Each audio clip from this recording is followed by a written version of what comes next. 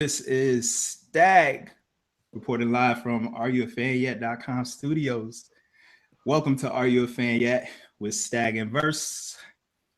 or verse and stag. Yeah. That works too. Either way.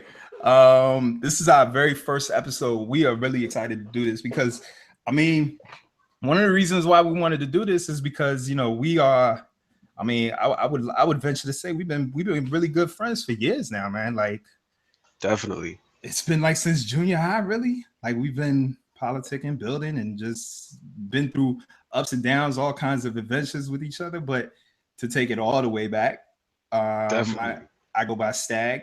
That's a verse right there. We both basically connected through a love of hip hop. Would you agree? Yeah, definitely. Because we knew each other even from like we knew each other in junior high. When I first moved from Montgomery County to the area, we knew each other. I mean, from Langley Park to the area, we knew each other from junior high. Right. We met there, but it was just kind of like, what up, what up? I know you. You live in the neighborhood. All right, deuces, peace, peace, peace. Well, Occasionally, until like the end of high school. Damn, middle school. until the end of middle school, because I think it was either you or yeah, I think it was you. Cause like I think I was like rocking to the Roots string, to the what was the Roots album? Philadelphia Half Life. Or no, That was high school though. nah, junior high, because I think it was junior high. No, You gave me the Philadelphia black Half tape. Life. Yeah. Yeah, no, I gave you the Philadelphia Half Life, but that was '96 though. But middle That- school was before that. okay, but But we was chilling in middle school because of Wu Tang, and that's where we seen a rack of shit one day. Damn, my bad. We seen a rack of flicks that day. Hey, Um, you failed already. I know, right? Hey, for those that are wondering why I'm laughing, we established I do. 3 minutes before we started a no cursing rule, and this man dropped the It's S actually bomb already. it's actually the first rule on the list. Is no That's like cursing. the very first one, and you lost already. Hey, Yeah, this is why I couldn't do. I was just making fun of Deezus and Miro, and he was on.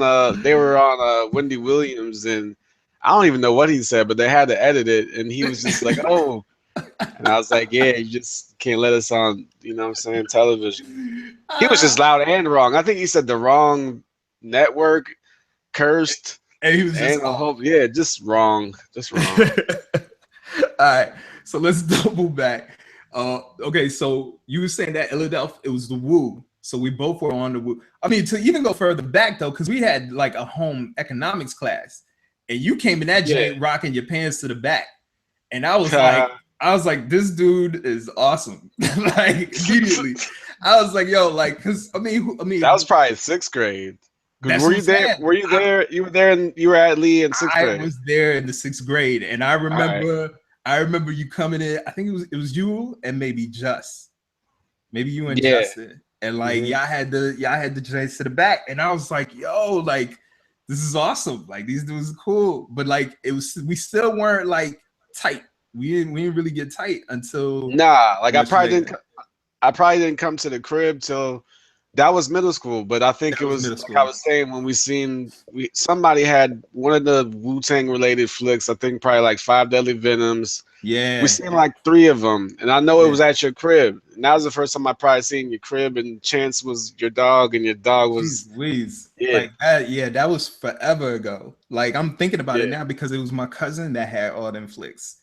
And like he was living with the Oh, fam at that word. time. Yeah. And so like he was a big kung fu head. But that's crazy. I'm Yeah. like, I actually forgot about that. Like that's That was probably ages the first ago. time I've been to the crib for real that I can Yeah. remember. Oh wow. That's crazy. That's crazy. But yeah, but fast forward, it wasn't until because I was spitting rhymes, I was spitting bars, but it was all Yeah. always to myself, writing alone, in the classrooms and things like that.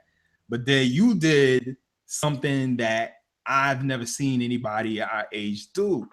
And you actually made a tape and you were Yeah, handing it out definitely. to people. Like you were basically self promoing out that Jane. Like it was like it was Yeah, it like you was were the in whole front of product. Like, it was like you were in front of the record studio, like handing people your tapes. Because I remember you had like a Nike shoebox, and you was just distributing them joints like left and right. I had Like, a boom, list. boom, I had a boom. list too, and I was like, "Yo," because I remember it was like Mad Shorties was wild. Like, I want one, I want one. I was like, "Yo, you're not on the list." Like, I got you though. I And remember that. I remember it was specifically, I think it was Paula and Tiffany kirked Mhm. out, and I was like, "Yo, why y'all tripping? Because you know I got you. I'm gonna get you like third period, but I gotta hand these out first." And I So remember they was like, you had a list of like people that you wanted to give it to specifically, like "Yeah," because basically I like thought it hip was hop gonna be. heads and things like that, or Yeah, I thought it was gonna be no problem to hand them joints out. And yeah. actually, like at that point in time, it was more time to like create the copies that took the most out of anything. Because I had to like, Come on, obviously it was yeah. dub tape, so you had to sit there actually. The, the push So then I just had forward mad. and I copped 100 blanks at yeah, that time. Like I got a good deal on them joints too. I can't remember where I got them joints. This was like back in them days. Like somewhere I man. found it. Like you could buy a book. I think it was like 10 cents. I think it was like a Like one of dollar those tape. magazines, like one of those home magazine things. Probably Okay. like in the back of the source for real, for Right, real. right. Like you could get 20 tapes for 99 cents or something crazy like that. Yeah, so it was some of them joints, and then yeah, so you had to do that. I had to go to Kinko's to like, yo, like making a cassette The, tape. the sleeves. Yeah, that's a lot harder than the CD joint. Like Yo, back in the day, yo, for it yo was for people that are listening, like this is like before CDs. I mean, we're aging ourselves, but not really. You know what I mean? I mean, you know, we're this is before CDs.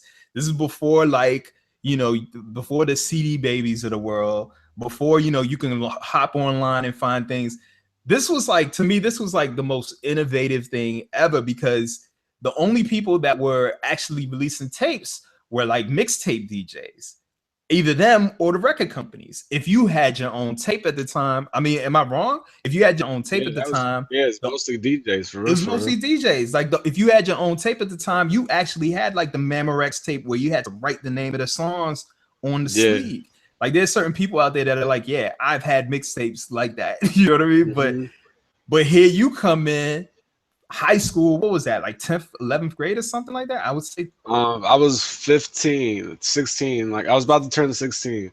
Okay. And So then yeah, so I had to go to Kinko's and then like basically like they give you like 100 whatever glossies or whatever. But like mhm, speaking of the DJs, that's what I was guiding it from was like a doo-wop tape, a Clue tape, and that's how I mhm. knew the dimensions like cuz they was doing it off of just regular pieces of paper that they would Right, Xerox out.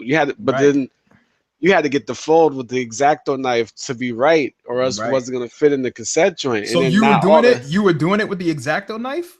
yeah, like I knew exactly the dimensions by the ruler. I had the marks, and I knew I had to cut like exactly a straight line right here and fold it right here, or else it's not gonna fit. But like you had to be wary of what kind of case was too, because not all the cassette cases was the same. Right. Some of them were like a little bit bulkier than others. Like I remember Yeah, the Memorex ones. They actually had like a curve to them. Like it was like yeah, really stylized, and some of them were like really straight edge and like hard or like thin plastic. So I understand what you're saying, but yeah. it's crazy. Struggles, man. I'm thinking about it now because I see this is gonna put me. This is already gonna get me on my high horse about how like cats nowadays are really spoiled.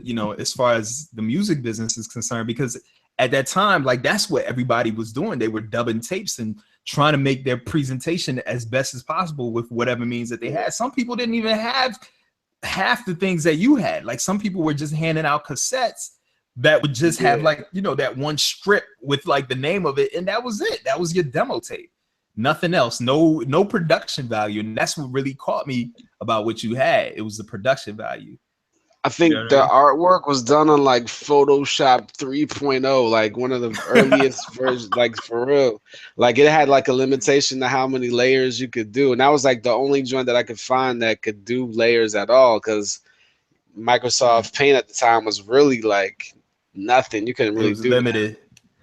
It was real Yeah. limited. Now Yeah. it's now now it's like a legitimate like you can kind of get down in paint, but Side note. Side note. You made me think about you. Side complete side note. This is very random. Random fact. This is Randy random fact right now. Did you know that the people that invented Photoshop are the same people that worked on the Star Wars movies? Like, What, Lucas Arts? yeah, like that's where it was built. It was like these two brothers. I think, yeah, they're two brothers that actually created Photoshop. They were working on like the special effects for the movies, and they decided on their spare time that they were going to create a program. And now it's like a multi-million-dollar program that's basically a verb now. You know what I mean? But they created it on their spare time. They were like, we need a photo editing software, and that's what they have the game on Smash, so I'm not surprised. Right, their visual arts has been brilliant since the jump. Right. So okay, so you had the tape. It was called Masm. By the way, for everybody listening right now, as you can probably tell, the name of this is episode 0. We'll get into it later, like what we're going to do with the show. But right now, we just wanted to give you guys a little bit of background information about us, who we are, and also why we created this podcast. But first, so you created this tape. You're sitting there. You're like, boom. I recorded this CD. Wait, first of all, take me through the recording process. Because you have to understand, like, we've never had this discussion, because we've never, ever had this discussion before. Like, when I walked into your studio, this was all me, like Dolo, really, and this was like the beginnings of everything. So like, let me rewind again, because you had mentioned somebody earlier, but that was the first. That was Just was the first person that I ever, like, you know what I'm saying, started writing shit or writing things. Hey, I'm about to get a bell. And every time I ring the bell, because we're gonna censor this. But every time I ring the bell, that's gonna be you. But I meant to run it by you, because I could rig the pads up to have, you know, whatever effects you want. You don't want to do that? I mean, the thing about it is that if we were to do that, it wouldn't be spontaneous, because I would need to have control of the. Well, maybe you could do it. I think there's some kind of apps and things that, I mean, all of this is interchanging. Like, it wasn't even YouTube related until like a few months ago, so it's all changing. Well, we'll figure that out. We'll figure it out. In the meantime, we're just gonna have to put like a swear jar next to you or something like that. I know, right? Yeah, right. I got a bell though. All right, so go ahead. We're gonna be able to pay for this whole podcast after we can start. I know, touring. right? We're gonna start touring at the end of this day. But yes, go ahead. Right? So go ahead. So then, it was me and Just. Yeah, it was me and him. I was Eminem at the time, and he was JJ Brains, and you know what I'm saying, because of our initials. Oh wait, I need you to say that very clearly. I want everybody to hear what your name was at the time. Yeah, my very first name ever was definitely Eminem, but just like how the candy was, though.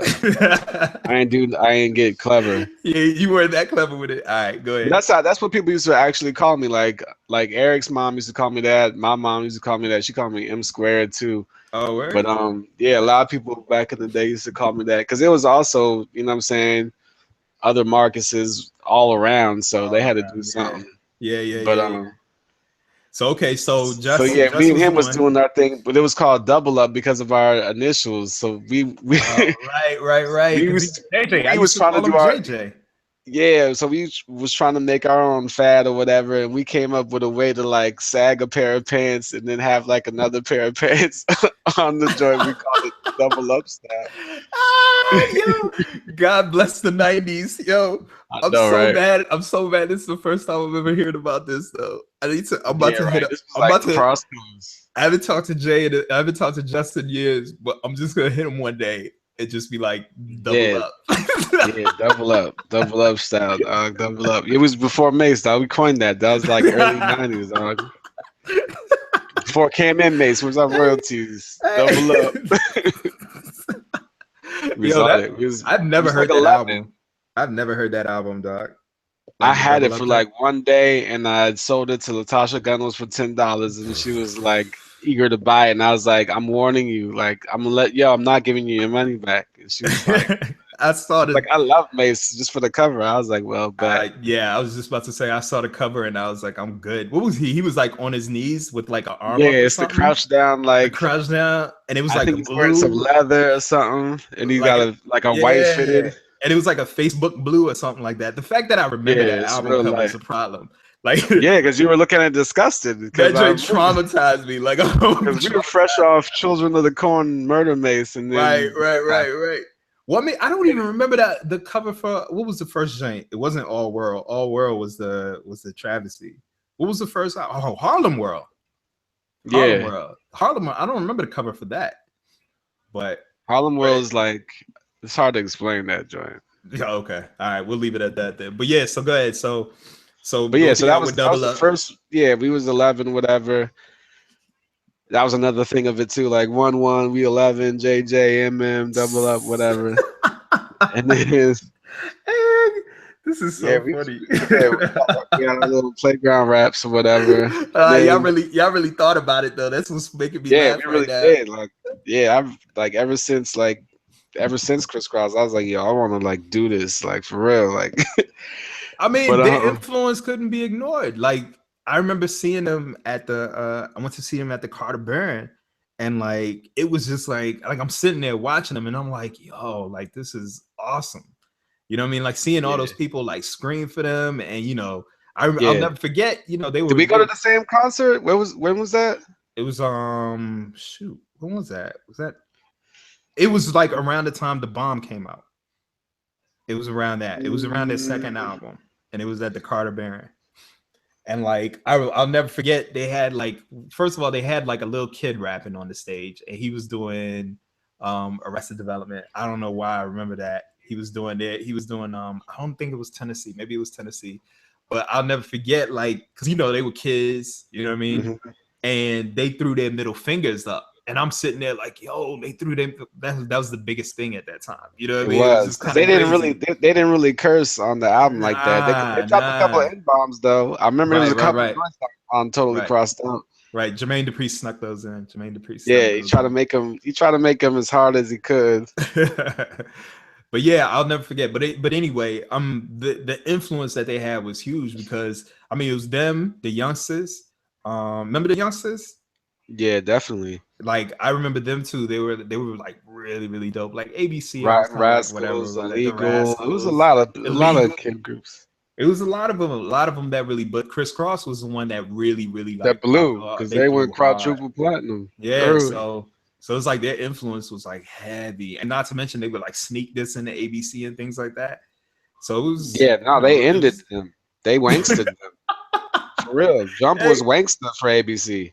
Did Jump being wankster for ABC, yo? It was, dog. He said because Inside Out was really whack. End. Y'all are done. But it was one line though. It wasn't even anything else. Did they say anything more? It was just one line that was it. And they didn't even have a comeback though. No, they did. They did say something about wearing something to the back. Maybe? It didn't matter. Yeah, it didn't matter because Inside Out. Oh, he said because everything is to the back with a little slack because Inside Out is really whack, and that was it. Done. ABC's over. Take the hike, Mike Bivins. Go do Boys to Men or something. It was a rap for them. That was it. Okay, so back to the story. So you and JJ, y'all decided to go ahead and do the double up, Jay. 1-1. Then after that, I just kept writing after that, and then by the time high school, he retired. He retired. He was like, "Yo, I'm throwing in the towel. I don't even really know what it was. Like everybody used to just still rhyme. It used to be ciphers or whatever all the time, but yeah, like I was the one who was really with it. And then when Windows 95 came out, they had like a little program. And then that's when I really started like manipulating waves and stuff with it. Because I remember I used to edit.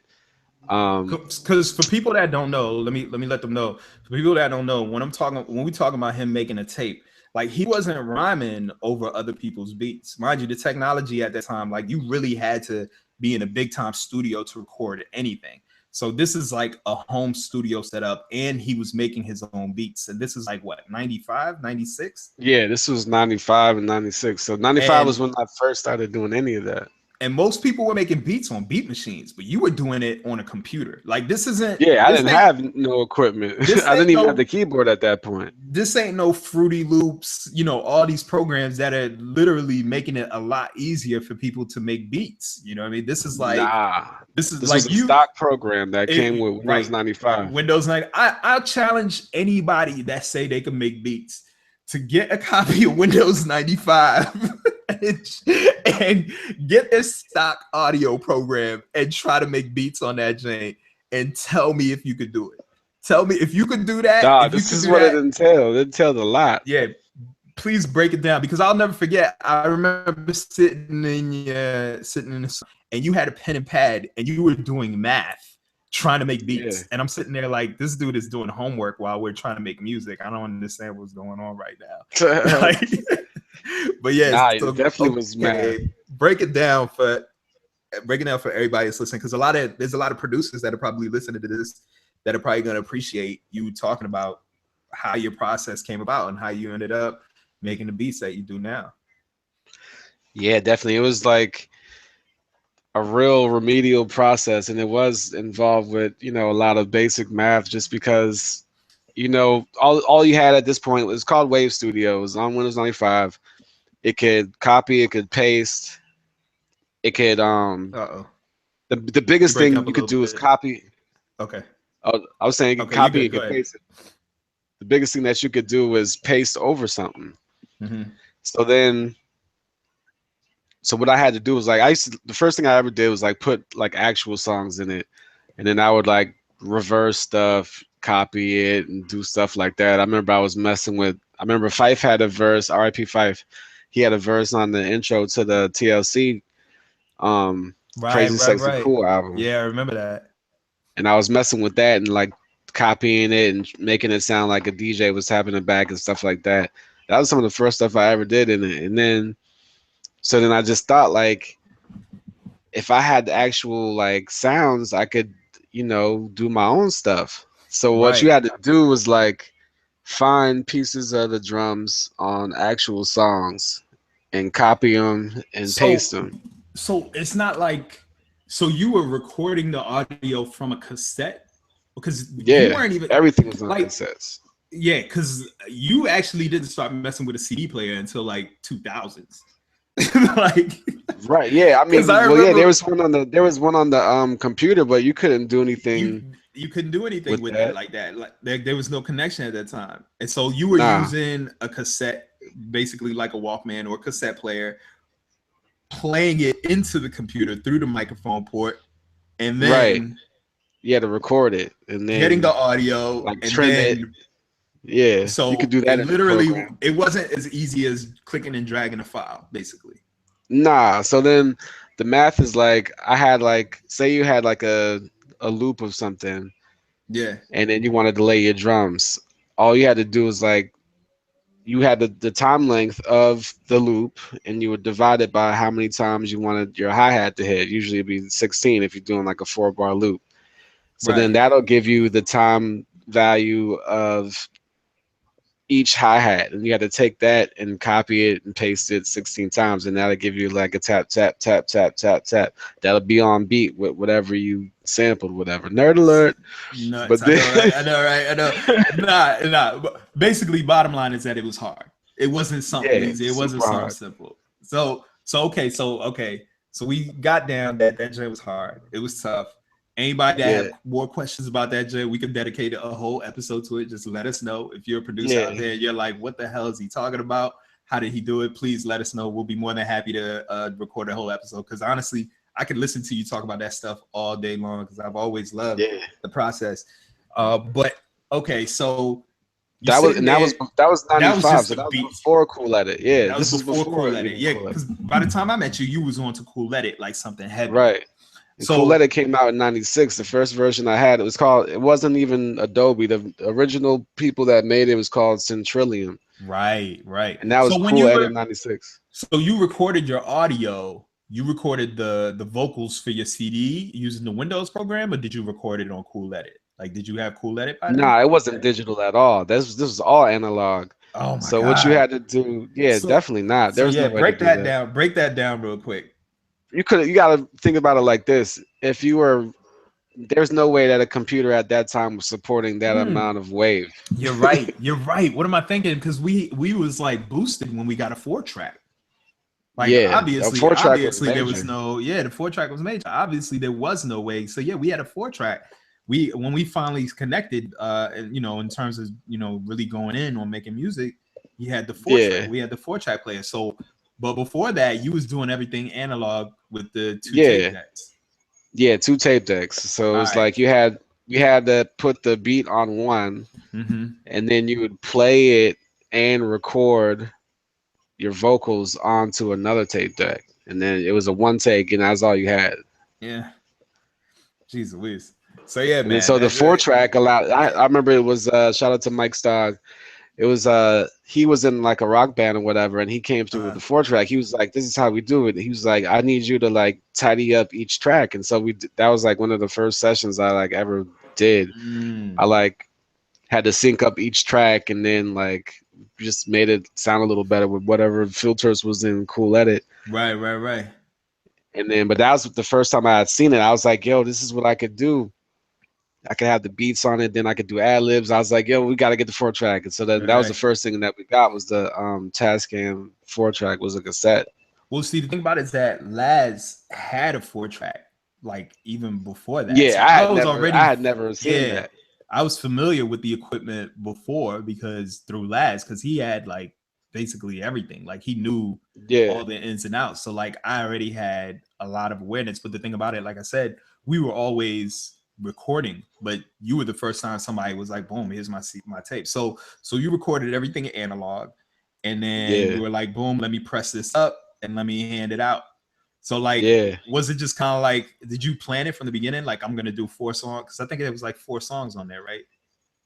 I think it was more than that, but yeah, I Okay. definitely planned it because I had a lot of joints that didn't make the cut. It was like a regular process. Like Oh man, there was definitely like a whole rack of you left someone verses on and the cutting room yeah, it was floor. definitely was some cutting room floor joints that I kind of regretted too. I was like, why didn't I do that? But even at that time, I was wary about samples, so that was why Yeah, a lot of actually that joint like didn't really have samples except for the very first the acronym one. I thought I could get away with that because it was like it's a classic it was music, right? yeah. I thought Yeah, it was that wasn't really a concern at the yeah. time, I guess. Nah, 'cause I remember. So to fast forward, like I said, to when I got the tape, I remember like, I mean, really, I don't think anybody. I think basically you had the school buzzing about it. That's what happened.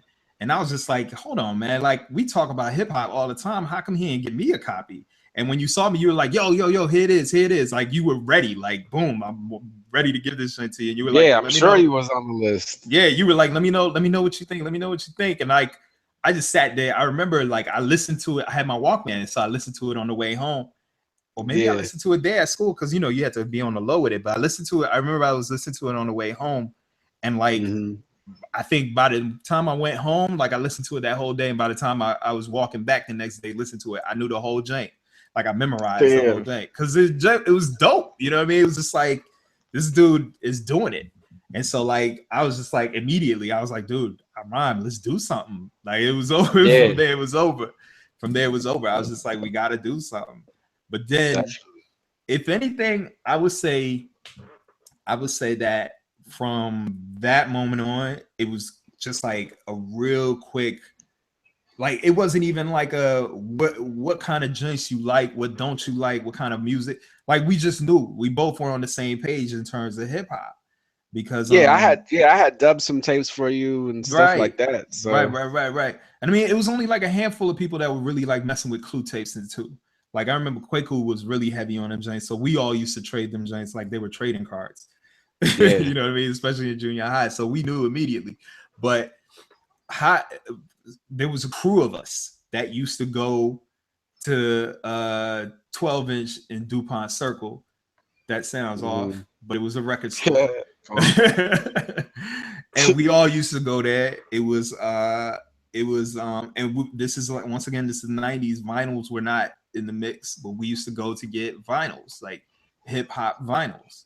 And I remember we used to get the white labels of common white labels. I Yeah, remember getting the Big L joint. I remember getting the Co-Flow joint. For people that don't know who Company Flow is, who Co-Flow is, that's one hat. Easy LP is one half of Co-Flow. He's yeah. not one half of Co-Flow, one half of what's the name of Run that the group? jewels. Run the Jewels. My bad. So I mean, really, like we were really, really like knee deep into some like for real hip hop, underground and above ground for that matter. Yeah, definitely. Yeah. So Yeah, the Cold Flow had what it had Crazy Kings. I remember that there was a version that wasn't on the album that had an instrumental too, and the instrumental was tough.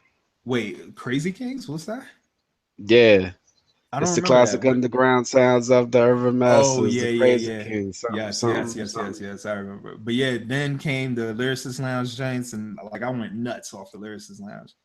And then Rockets Yeah, Records like took over our lives. And then from there, like we was, I mean, I'll never forget, like rain, sleet, or snow, we were trying to record. Like I'll never forget, we was in the blizzard recording. Like, yeah, like people yeah. Shout was, out to Chi. yeah, we was knee deep in the crib in the blizzard, in the middle of a blizzard, trying to record songs, which was to Right, me to this day. Like I think about it now, and I'm like, there's no way that I would do that in this day and age. You know what I mean? Like, right. but at the time, like we was young and the passion was there, and we really, really, really loved, I everything think it about was a the half day, culture. so it was just those kind of days was the time that you could really go in. And we were there till like 6, 7 at night, though. That was another thing.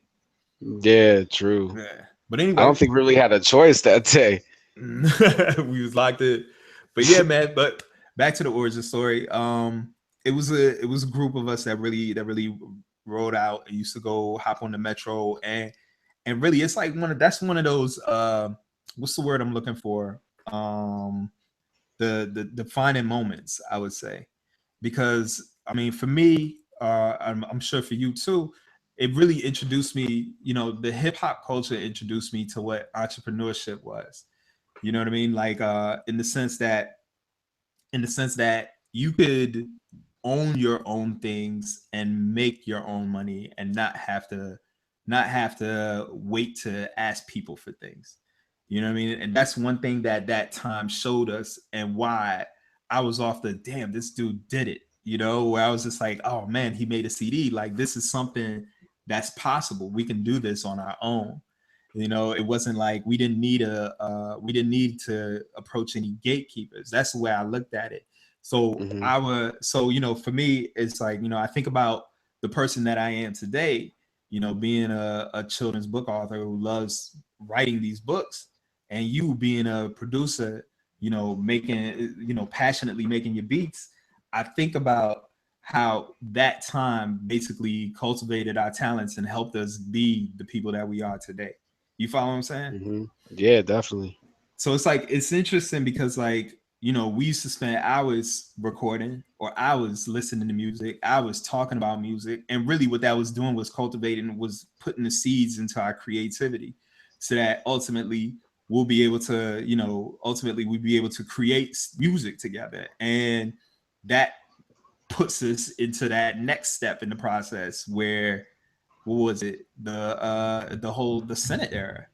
That's really Hmm. where that's really where that to me that's where it got it became less of a dream and more serious. because Yeah. because for me, we used to be in the lunchroom rhyming and spitting, and we record tracks here and there. But I'll be honest with you, like I was never really confident in my recording ability. You know what I mean? Like it wasn't until, I'll never forget, I was playing a song. I recorded a song at Theme's house.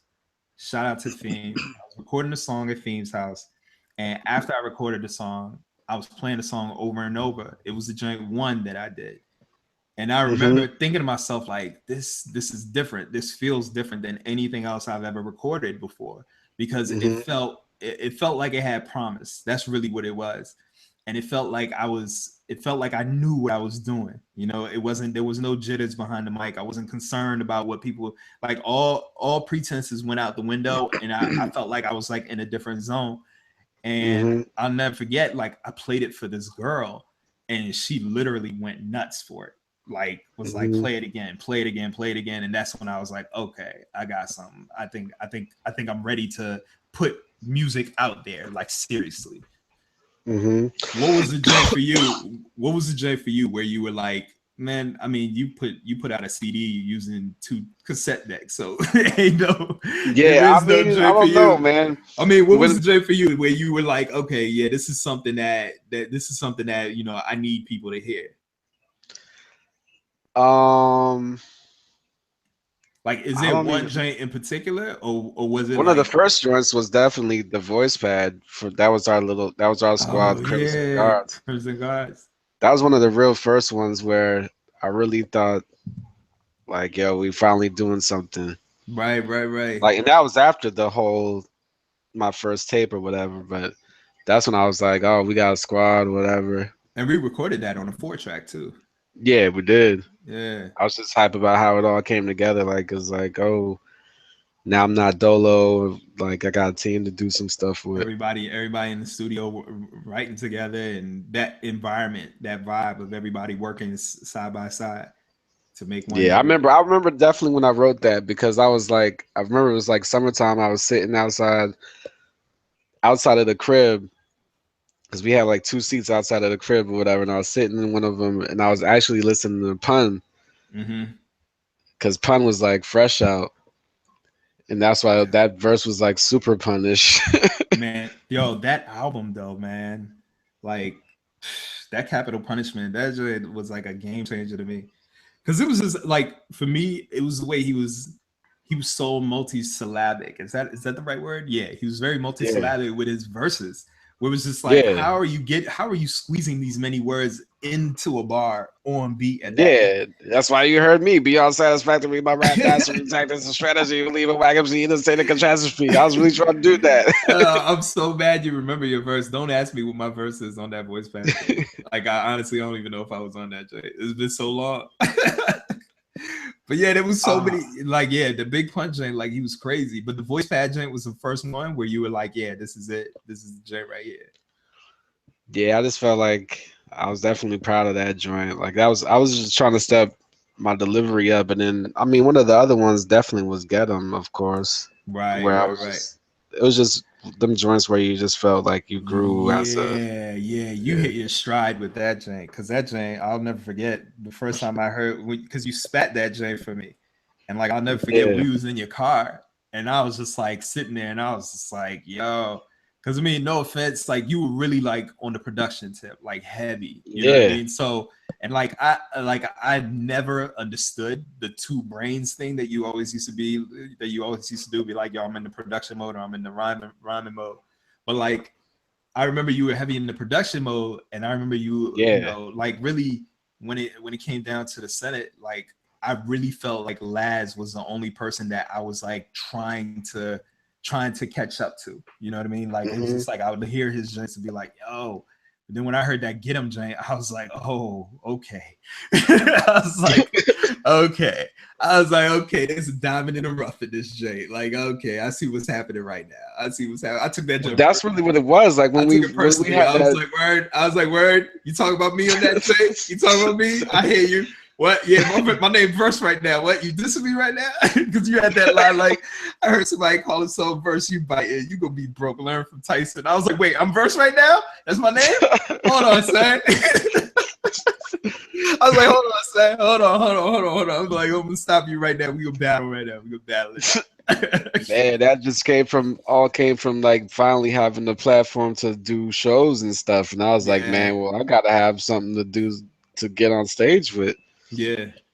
I mean, that's one thing that I could say, like, when it comes to go back to the entrepreneurship thing, I believe, like, I'm real dogged when I have a vision or a dream. You know what I mean? Like, I'm very, very dogged. And so, like, I the second time for me where I was like, okay, I got something on my hand, is when you sent me the beat for Muscles. It was the Hmm. Diana Ross joint.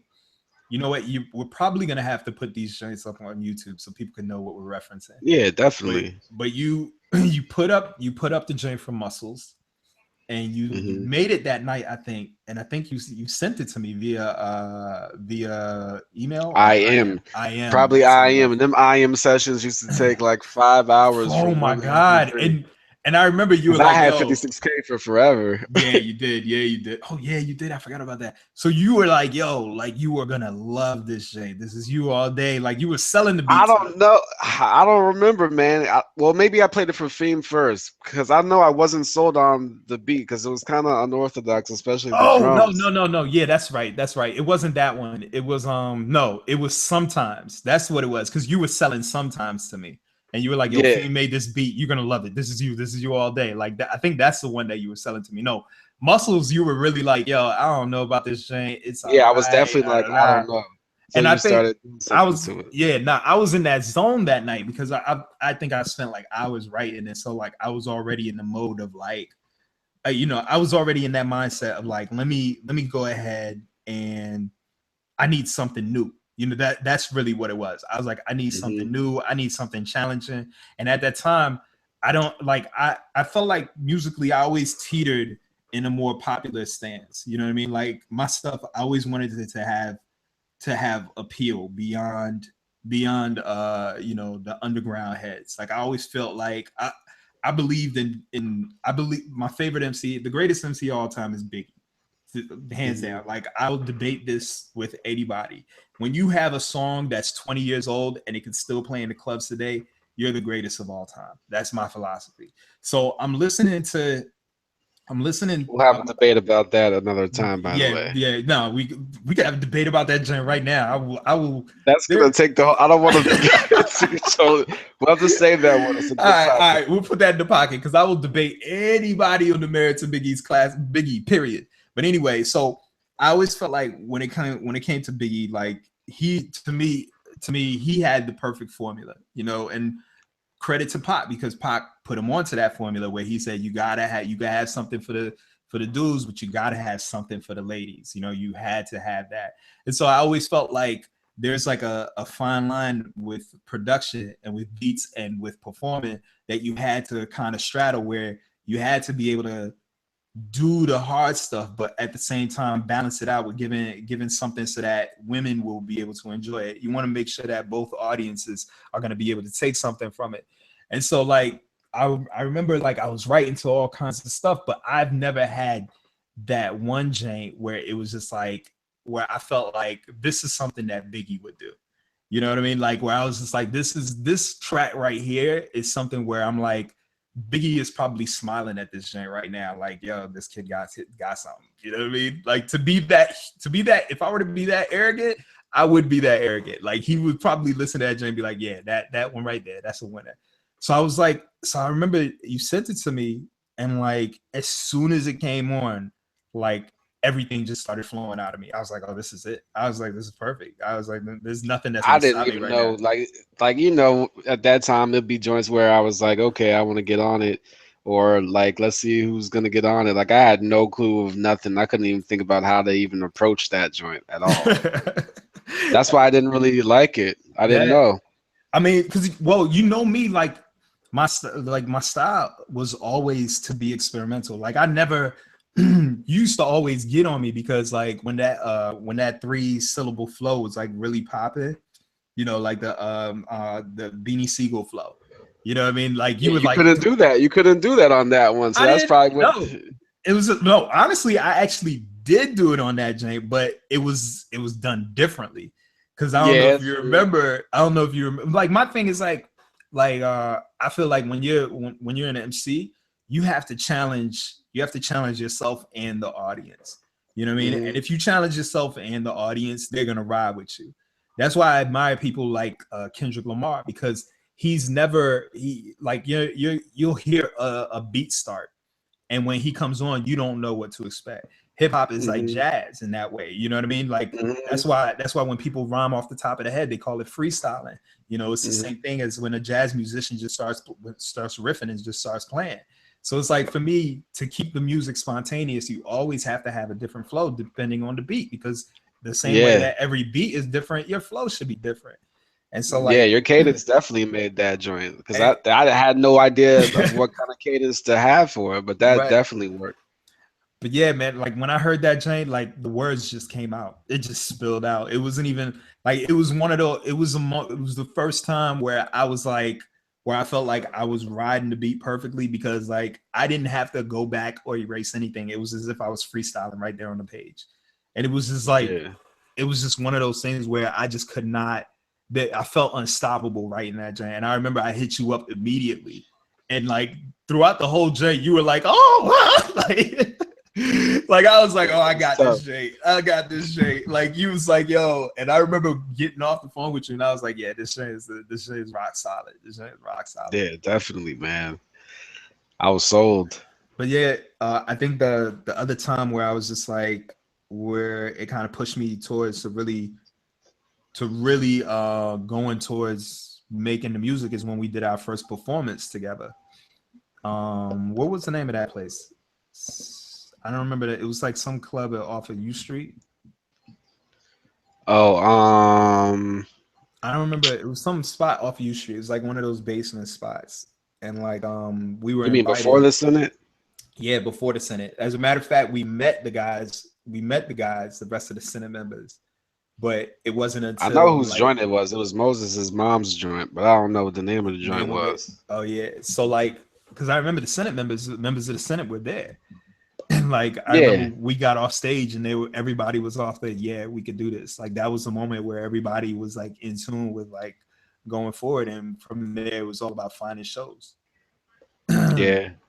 But anyway, how long have we been? I want to say Salams. I don't know why, but I don't know. Yeah, probably. I don't know. I don't know. I can't remember. I don't remember either. But anyway, I remember that was the other time where was that your first time performing live in front of people? Because we were freestyling for like definitely that. Okay. Definitely that. That's what I was saying too. Like with rap shit, like that's another thing. Like Manny always says it. Just cursed again. Oh damn. I didn't even catch that one. What curse word did I say? Drop the S bomb. Dang, I'm loving the S one. Go ahead. But yeah, Manny always be saying I'm a stardom hog or whatever. But like, ever since a little kid, like I was always kind of like in like a spotlight. Mm-hmm. Like I was the, you know what I'm saying, in elementary school, I was the president, whatever. Mm-hmm. I'm saying before that, I used to be in little plays. Like my mom used to want me to try to get in commercials and stuff like that. So I was always kind of like, yeah, when I was like a kid. Wow, this is all news to me. Yeah, I remember definitely auditioning for them joints, and I remember like not getting joints, and yeah, it goes to show you people like you just don't know people. You think you know somebody, but you really don't. I had no clue about any of that. So you was like, what? You was like going to New York and stuff, or was it all in DC? We were in New York at the time. I mean, this was when I was like a toddler, to like when I was like, I remember one. It was an audition. It was at Kent Mill, and it was for some kind of commercial with something with like, I think it was with the apples related to like the Macs or whatever, because that was like a new thing. Yeah. So you were about to be the Mac. You were about to be the Mac PC dude. You were gonna be one of them. Mac PC baby. More like the little kids, like with the AT&T dude. It's more something like that. I really did not know that. That's funny. So your mom's was like, my baby cute. He could be in commercials. I guess so. But I guess ever since doing that stuff like that, like I did talent shows too. I remember like in elementary school, we did one, and I was supposed to be Little Richard, and that's one of the first times like I really felt like the jitters of like about to go on stage, and I was doing what's this joint, Tutti Frutti, and I was like lip singing the joint. I had like a wig on, and I remember I'm hitting your mom's up. I'm hitting moms and be like, yo, mom, I need to see the Tutti Frutti video. Somebody got it on tape somewhere. And I was wilding. I was going in. I just started feeling myself on stage. So then I was wilding, and the wig fell off. And then I picked it up off the ground, and I threw it into the crowd, and the crowd was wilding, and I was still going ham. And that's probably when I really wanted to, like, that's really when the bug hit you? Yeah. Oh, for the love of it all. Hey, APB on that video. Somebody find that video, a verse. Yeah, young verse. I was probably like 8. Tutti Frutti on the stage, Little Richard style. Were you at the piano too, or were you just? Nah, I was just on stage. I don't even know if anybody was rocking with me, but this was like, one of my earliest performances I can remember. It was definitely like a lot of different schools was there. The crowd was deep. It was like a auditorium full of people. Oh man, and you threw your wig into the crowd? How old were Yeah, you? How old were you? like 8. Wonderful. Wonderful. This was Anybody Shelly. That was who my daycare lady. Shelly was in charge of the joint. It was definitely like a competition. We was trying to beat the other schools. somebody had a camcorder at that time. If you have a Definitely, camcorder, definitely somebody had a I'm about big to hit up. camcorder. I'm gonna hit up my dudes. Watch, you're gonna find out. I called your mom tomorrow, and she gonna be like, Randy called me asking about a Rudy Tootie tape. I don't know what he's talking about. Like, The wig, the wig is Why is he- definitely somewhere. It's definitely in the crib. he was being so frantic talking about a wig being thrown into an audience, like he was hyperventilating because he was so excited to find out more information about it. And he told me to shut up and put your dad on the phone. And so I put your dad on the phone, and your dad hung up on him because he didn't know what he was talking about. Why was he acting so crazy? What is he talking about? A Rudy Tootie tape? Can you explain this to me? Yeah, it definitely happened, man. Definitely, it's all facts. But that's definitely when it hit me. This man in a Rudy Tootie tape. That's what I'm calling it. If anybody has a video recorded of any talent show, watch it again. And if you see a kid throwing a wig into the audience, please forward it to areyouafanyet at gmail.com. But that that wanting to like be on stage, definitely. That was it. You know what I'm saying? That, and then like seeing the, like you said, the show with Crisscross was like, yo, they got this whole crowd rocking. This is crazy. It's just some kids though. See, for me, it's the exact opposite. I always joke around and say that I grew up in the clubs because back in the day, like you could let little kids in the club like easy. And my dad used to always be performing and stuff. And he was like, he's big in the Haitian community. So I used to always spend a lot of times in the club, like King Kong and like the most random ratchet clubs in the DC area. And he used to pull me up on stage from time to time. And that was like the most embarrassing thing for me.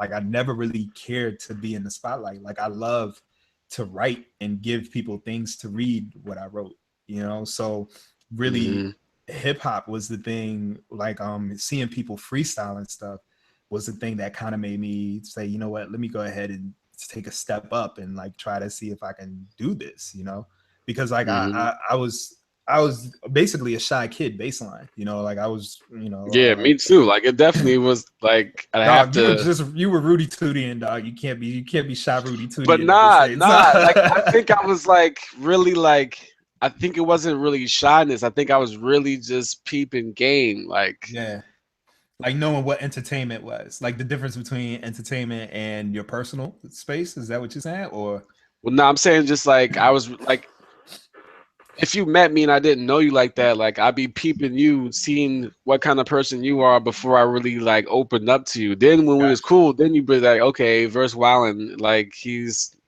cool dude, whatever. But at first I'd be like, I wouldn't open up to people right away like that.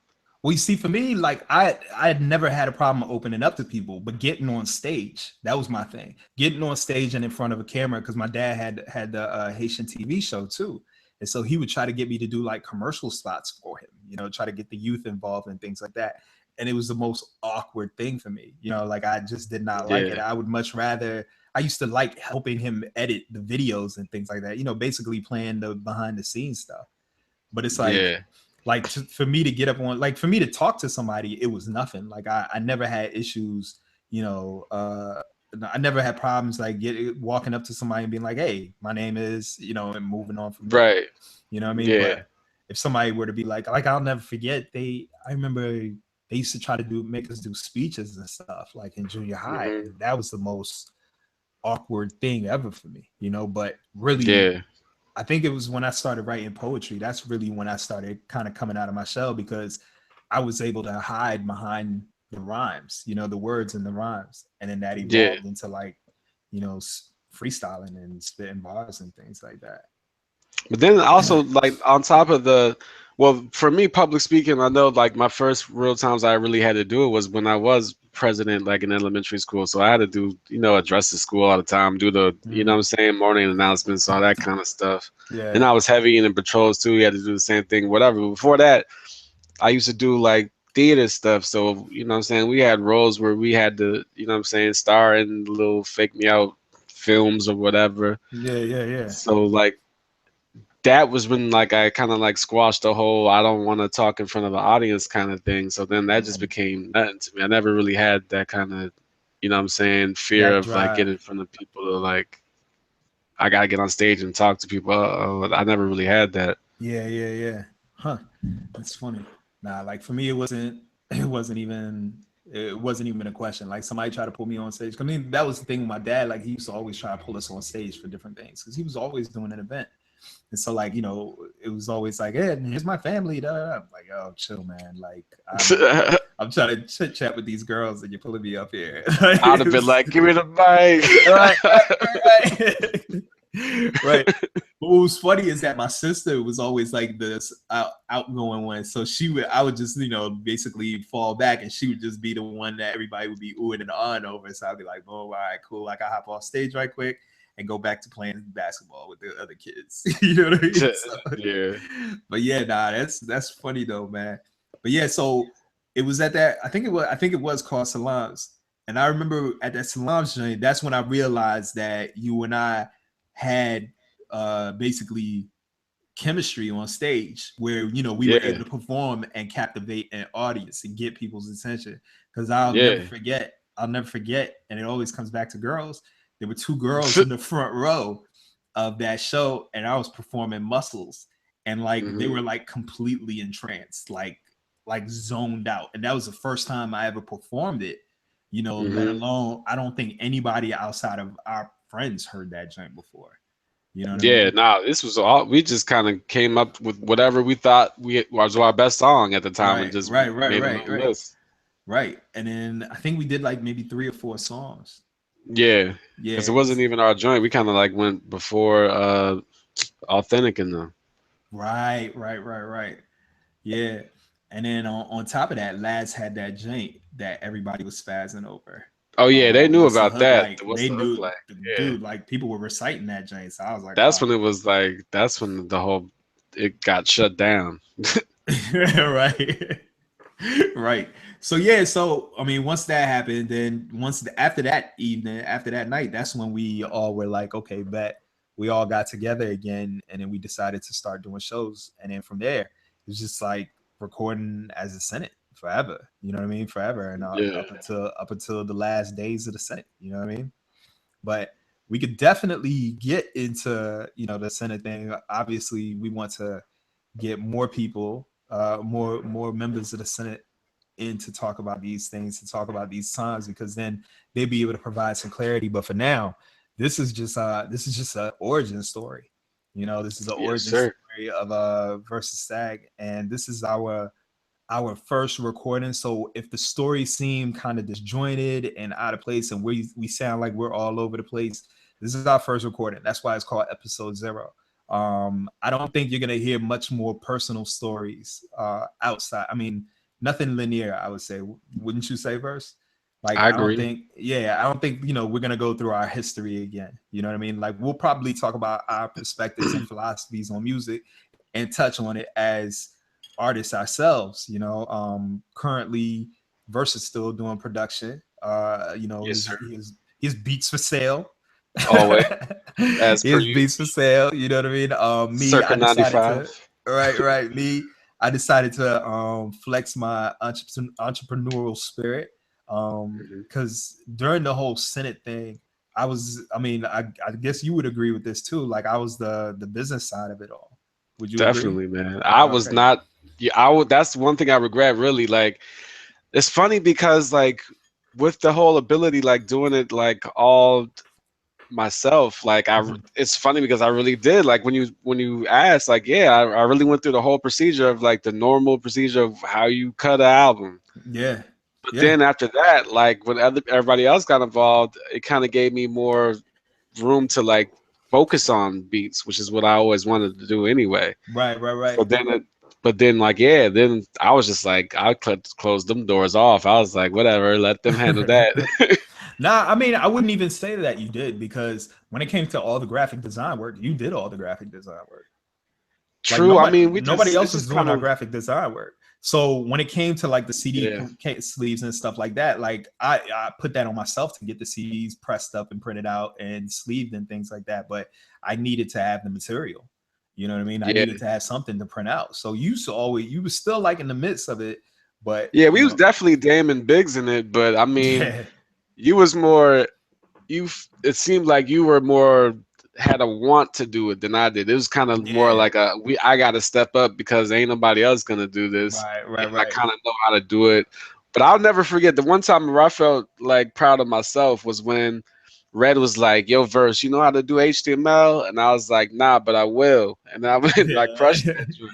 and you went through that, Jay. Yep, yeah.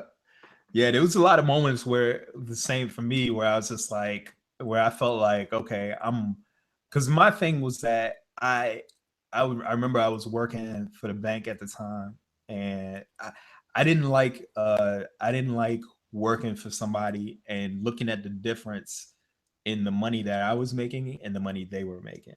Like that was always Yeah, a point of contention for me. So it was just like, I have to figure out a way to do it. And hip hop was that way. Making music was that way. And so for me, I put everything into, getting the CDs out, trying to get shows and, trying to get everything done. So I was like, to this day, I think about those times, I got the S on my wrist because that's a reminder of like what the grind feels like. You know what I mean? Like being out in the rain, putting flyers on cars or handing CDs out to people and, trying to get people to come to shows, harassing you to get the email list out, you know what I mean? Like calling people and being like, yo, you're gonna be there. It's like that's the real grind. And I still carry it over to this day, with the hmm with the kid with the Chunky and Friends kids book series. It's like I look at that as really it was training, for now yeah, because when it all boils down to it, it's always about the hustle and the grind. That's what it yeah, that's really what it's always about. So but yeah, moving forward, moving forward, our episodes are gonna be less dense. I could definitely say that. It'll probably be a lot more human filled too, because right now we're just getting the feel for this. We're trying to figure out what exactly we're doing. With the podcast, we have some ideas because Verse and I are definitely planners. We don't do hmm anything. We don't do anything half-ass. Ding for me. haha, There's nothing else I can say. There's nothing else I can say. But we definitely want to, put our best foot forward, and also, hopefully, let you guys know a little bit more about us, let you know about our past, the points, everything that led us to this moment, and really the things that entertain and inspire us. Like I think moving forward, we're gonna have a lot of random conversations and a lot of things that are just going to be like, what are they going to talk what are they going to talk about this week? I believe that's going to be the common theme for our podcast. So you got definitely. anything else you want to say, Verse? Yeah, man. I mean, I'm definitely happy to do this again. Like, you know what I'm saying, we had mentioned, it's just another way for us to, you know what I'm saying, catch up. If anything, that's what I'm happiest about. You know what I'm saying? This is my ace Yeah, right here. You know what I'm right. saying? It's versus Stag all day. And Yeah, I'm happy to have this opportunity to, kind of bring everything full circle. Like you were saying, like all of this stuff kind of prepared us to get to this point that we're at now. hmm And, no hustle is forgotten because it all, you know what I'm saying, built us to this point that we're at. And all the skills that we've obtained along the way is all getting us to this bowling point that we're at now. So it's gonna be fun to watch it all come to fruition. So we're gonna get it. Are you a fan yet? Are you a fan yet? yeah, that's the question. That's the question we're gonna ask. We've been asking that question back when we was doing freestyles in the lunchroom, back when you used to make your masm cassettes. Yeah, release your cassettes with release your the cassette. exacto knife. You couldn't cut too deep, or else it was a done deal. You had to, that struggle was like that might be the hardest struggle ever. Like the cassette itself, you had to sit there, listen to the same tape over and over. High speed dubbing wasn't that much faster than playing it. The regular, It saves you about say a tape one side of it's 60. High right? speed dubbing save you about 20 minutes. That's about it. Right. That's true. That's true. It's that, right? Because I mean, right? talk about half the speed. It's probably 30 minutes for real. So, yeah, right. Yeah, really. So you were listening to yourself like off the Chipmunks? Yeah, the Chipmunks. That's how you. Yeah, I had to keep it in the background, so you had to, you know, what I'm saying, there's a time schedule, so you knew when Right, to right, flip it. right, But right, right, right, you had to right. be on deck. Yeah, get as many out as you could. So that was the whole thing with the ability. I didn't have enough time to do the whole 100 tapes. So then I had tapes left over. Then it Right, became I did half and half with the beat tape. That was right, the white tape where I just had a whole bunch of beats on the joint. And that right. was the first beat tape that I ever had. It was an actual tape. As a Senate, we only released one CD, and that was specifically for a show.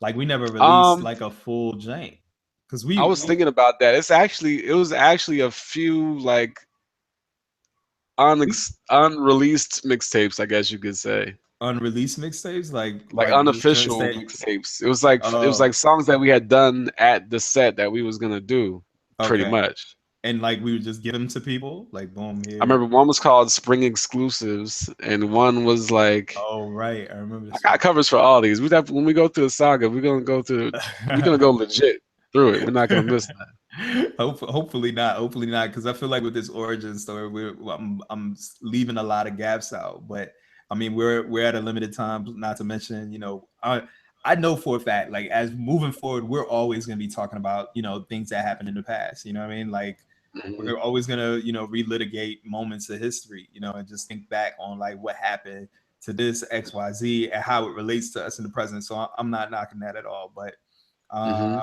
but yeah, I'm excited, man, because we're both grown now. We're both grown, we're both working, we're both grinding on two Mhm. two different paths. So it's cool to get together to chit chat, every once in a while and catch up on like things that entertain us. You know what I mean? So but yeah, man, we asked this question in the past and we're asking y'all again right now. And the question is, are you a fan yet? Signing off, Yes, yo. sir. All right, All peace. right.